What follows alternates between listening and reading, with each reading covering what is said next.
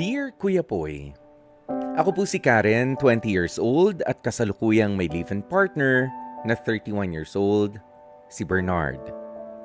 Masakit man pakinggan pero madalas akong masermonan ng magulang ko dahil nagawa ko raw na pumatol sa higit kalahati ng edad ko. Idagdag pa na parehas kaming umaasa ni Bernard sa aking nanay dahil hindi kami nakapagtapos ng pag-aaral.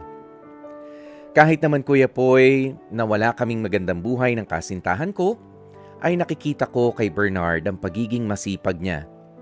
Ang totoo niyan ay hindi niya naman ako pinababayaan. Kung minsan nga ay nangihiram pa siya ng tricycle sa amin para lang makapamasada at makapag-boundary siya para sa araw-araw naming mga pangangailangan. Ang problema nga lang, hanggang ngayon ay hindi pa rin maunawaan ng nanay ko na parehas naming mahal na mahal talaga ang isa't isa ni Bernard. Alam kong nagmamalasakit lang naman si nanay sa amin ni Bernard, Kuya Poy, pero handa naman kaming magtulungan kahit nagsisimula pa lamang kaming bumuo ng aming mga pangarap ng magkasama sa buhay. Siguro ang hugot lang ni nanay ay sa tuwing nauubusan kami ng budget ay sa kanya ang takbo namin ni Bernard. Kaya nga sa tuwing napanghihinaan ako ng loob, nasasabi ko na lamang kay Bernard kung totoo bang may plano siya para sa akin at para sa aming dalawa. Aminado ako nagsisimula pa lamang kami ni Bernard pero Kuya Poy, hindi ko kasi maiwasan na maikumpara ang buhay namin sa naging mga kabatch ko nung high school. Nakikita ko kasi Kuya Poy, ang mga kabatchmate ko na kumakain sa labas, kasama ang pamilya nila. Mababaw man pero siguro ganito lang ako dahil hindi ko pa nararanasan ang ma-date ni Bernard. Samantalang kami ang dalawa ay hirap kaming itawid kung paano kami mabubuhay sa pang-araw-araw naming mga pangangailangan. Kuya Poy, alam kong hindi ako mabubusog sa pagmamahal lamang at alam ko rin namang mabuti siyang tao pero kasi hindi niyo rin ako masisisi. Sadyang nahihirapan lang talaga ako. Alam kong may pangarap naman sa buhay si Bernard pero para kasing hindi tumutugma ang mga sinasabi niya sa akin. Para bang kontento na si Bernard sa kung anong meron kami habang ako naman ay pinapangarap na umasenso sa buhay. Hanggang dito na lamang ang kwentong ipadadala ko sa inyo at umaasa po ako na sana ay mabigyan ng kasagutan ang suliraning kinakaharap namin. Maraming salamat at more power pa sa Heart to Heart. Lubos na gumagalang, Karen. Karen at Bernard, alam nyo, pasweet no? Pasweet yung inyong kwentong ibinahagi sa amin, isang pagmamahalan na talagang hindi na mapipigilan. Anuman ang mangyari, harangan mo man ng sibat, pero isa lang ang masasabi talaga ni Kuya Poy dito sa mga kabataan na katulad nito. Bata pa rin naman si Bernard at 31 years old at ikaw lalo na Karen, 20 years old. You're supposed to be in school. Umuwi muna kayo sa mga sarili niyong mga bahay. Yun yung masasabi ko sa inyo. In the first place, bakit kayo magli-live-in? Buti sana pero wag naman din sana. Buti sana kung meron ng bata o nabuntis. Sige, kung napagdesisyonan nyo na magsama na sa loob ng iisang bahay, ang problema nga, Karen, para nakabase rin yung asenso na hinihintay mo sa buhay doon sa partner mo na si Bernard. Nakukulangan ka sa ikinikilos niya, bakit kasi sa kanya ka nakatingin? Ano ba mga talento? Ano bang maiko-contribute mo? Ano bang maitutulong mo sa nanay mo? Natanong mo na ba yung sarili mo niyan?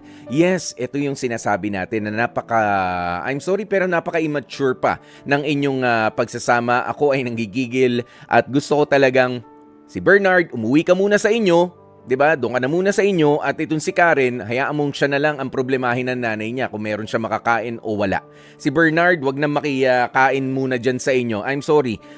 May mga ganyan kasing katwiran, mahal ko ho dito na lang ho ko pero in the end parang nagpapaampun lang. Alam mo 'yun, parang pusa. Parang pusa lang na O, nakakainis. Yes, oo, sweet ang kwento ninyo. Pero, hindi yung kwento eh. Ano ba yung totoo? Ang totoo, umuwi ka sa pamilya mo, dumiskarte ka, sabi mo, magkakaroon ka ng magandang buhay. Andito lang, hindi ko sinasabi na maghiwalay kayo ha. Huwag kayong maghiwalay, pero wag na muna kayo mag-live-in. Yun yung pinakamaganda. Kumilos kayo na magkahiwalay, magjowa kayo, oo. Sige, kung ayaw nyo maghiwalay naman, pero umuwi muna kayo sa mga sarili-sarili ninyong mga tahanan.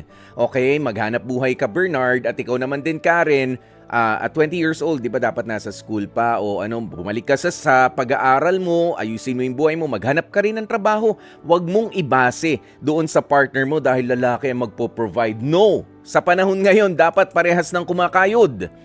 Parehas ng kumakayod. Meron o wala kayong pamilya, ang mahal ng bigas. 'Di ba? Hindi pa rin nagiging 20 pesos. Yan ang reklamo ng marami. Kaya kailangan kumilos, hindi yung you inspire me. Nakadelehensya ka ba ngayon?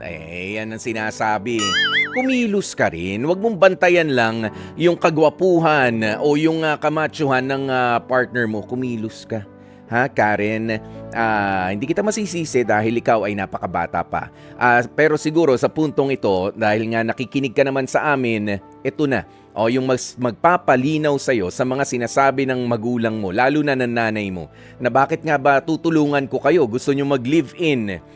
Dapat ang nagli-live-in yung kaya nang tumayo sa sarili nilang mga paa. Tsaka yung live-in hangga't maaari yan, hindi sa bahay ng magulang. 'Di ba? Meron kayong sariling inuupahan, ganoon 'yun eh. Dahil kaya nyo na. Eto, nasa poder ka ng nanay mo, tapos pag nangailangan kayo, imbis na ikaw ang pakainin lang, may isa pang bibig dun. Hindi mo naman sinabi kung malakas kumain si Bernard din. 'Di ba? Yan ang sinasabi ko sa inyo. I-improve nyo yung mga sarili ninyo para sa isa't isa at huwag kayong gigil na gigil doon sa, basta magkasama kami, okay lang. Of course, kanina pinatugtog ko, love will keep us alive. Sabi mo nga, hindi ka naman mabubusog ng pagmamahal lamang. Kaya kumilos kayo at tanggapin ang katotohanan na kailangan nyong maghanap buhay din. At ikaw, ipagpatuloy ang pag-aaral. Hayaan mo lang kung talagang para sa'yo, itong si Bernard, 'di ba? Nanduman siya sa bahay niya, maghanap buhay siya, at kayo ay magjowa pa rin, magiging kayo rin yan. Pero wag nyong madaliin. Para yung parang pagkain. Na kahit gaano kaganda kapag kami nadali ang luto, wala rin yan. Sablay sa lasa, hindi magiging masarap ang magiging pagsasama.